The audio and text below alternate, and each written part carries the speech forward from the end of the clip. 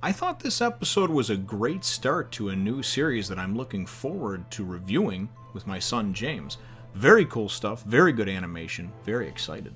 Fullmetal Alchemist Brotherhood, Episode 1, Fullmetal Alchemist. Well, hello, my brothers and sisters, Nerd Nation. Of the Nerd Nation. I, as always, am Edward Elric. And I'm Alphonse Elric. And together, we're here to bring you the first, and we hope to be many, reviews of the awesome, the contagious, the wonderfully animated Fullmetal Alchemist Brotherhood.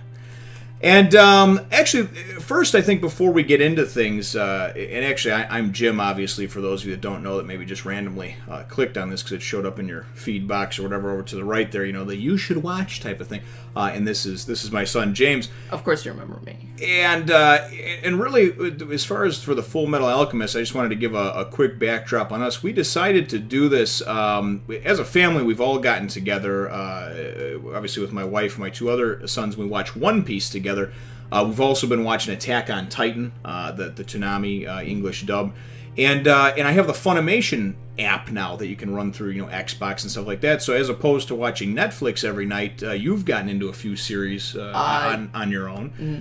And you're the one that came to me with the idea of maybe doing reviews for this one and said, hey, you got to check this out. You know, this is a cool thing, which I think is cool because you know, I mean, a little over a year ago, both of us probably would have said anime. What is it, the funny Japanese cartoons? Yeah. You know, you don't know. I mean, you just recently wrote a report at school. You're like, oh yeah, my dad got me into anime. At first, I thought it was stupid. You know. Yeah, I did. So I think it's kind of a cool thing, and it's a testament to how you can kind of go and spread the good word and a good feeling of things just by giving it a shot. So you though had some experience. You watched Fullmetal Alchemist first. Yeah, I never really watched any of the Brotherhood, of course, except with you, because the reviews.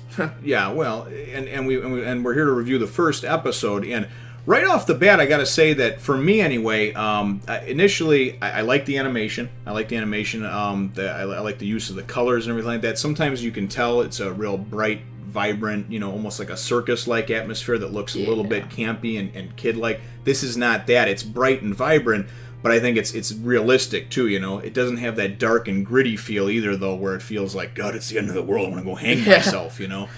But the story opens up and centers around, and we see very quickly our two main characters, I'm assuming our protagonists, would be, obviously, the brothers Elric, and that's Edward and Alphonse.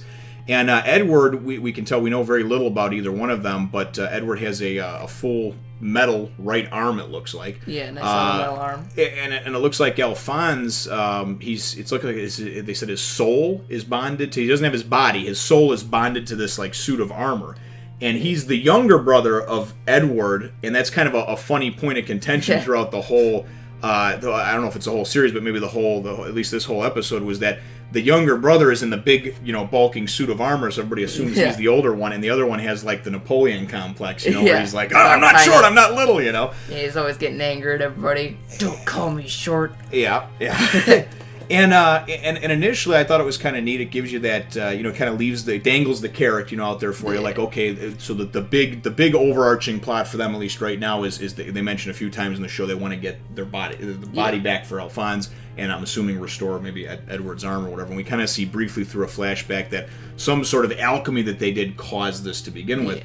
And how would you explain alchemy, the alchemy? Because to me, it just seems like a really cool, like, Final Fantasy type of, like, magic almost. You know, you draw symbols and signs, and then that, you know, you can do these different but types of course you need to use objects like let's say, of course, with McDougal, the Freezer Alchemist, the main antagonist for this episode, he uses water and turns it to ice and steam. But he needs to have water to do that. He can't just conjure it out of midair.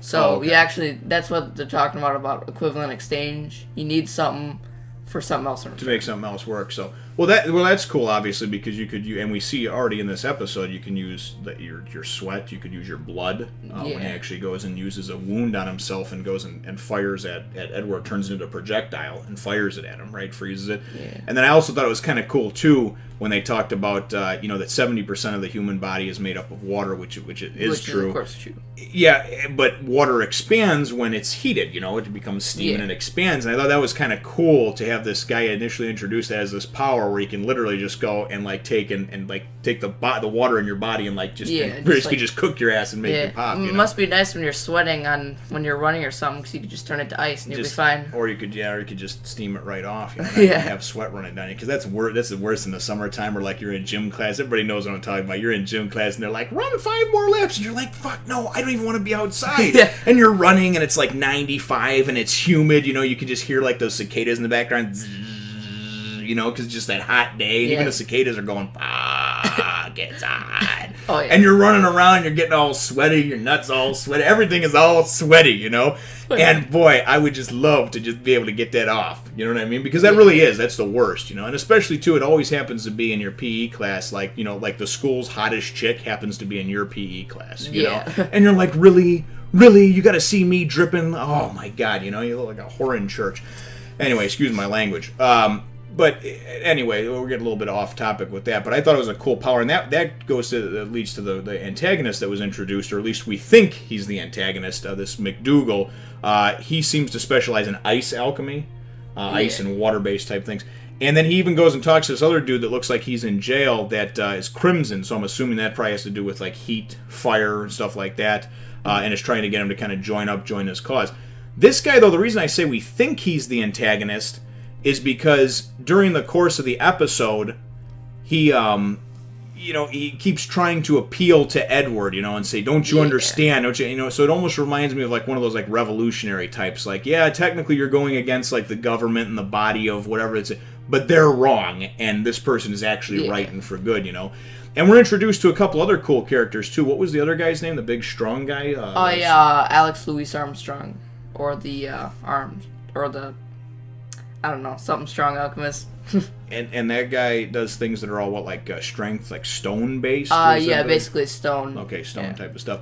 And then there's the other guy that's Roy Mustang.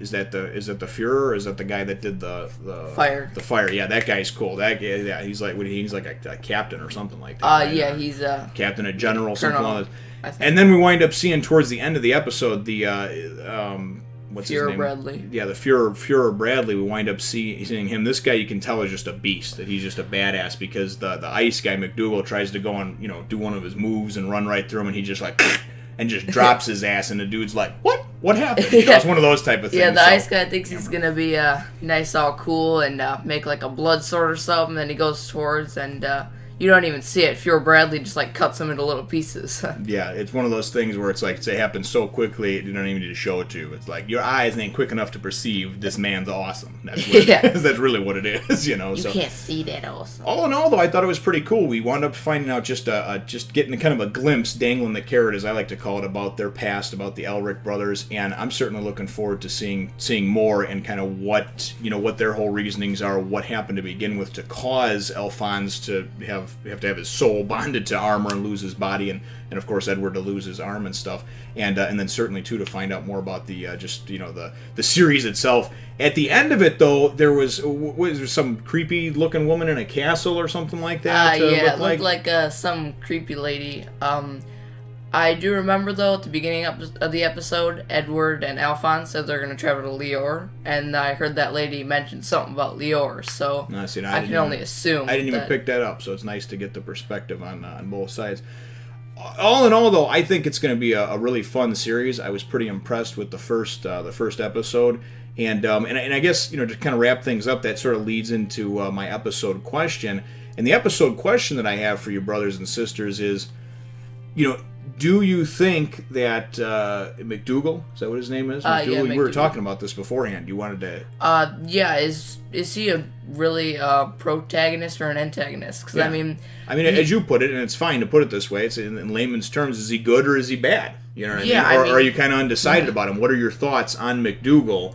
from what we saw so far. You know, to me, to me it seems like there's more than meets the eye there. The dude's just not inherently bad. Some people do wrong things for the right reason. Yeah. You know, and that's where I'm at with him. I think maybe he's doing some of the wrong things, but he's doing it for the right reasons. He thinks that his motives are good and clean. So, but let me know what your answer is to that question in the comments down below. Feel free to hit the thumbs up, the like button if you should think that we deserve it. And subscribe if you haven't done so already. And we'll look forward to catching all of you in the next one. Nation. Thank you for watching. Remember to subscribe and comment and rate, and you all come back now, you hear?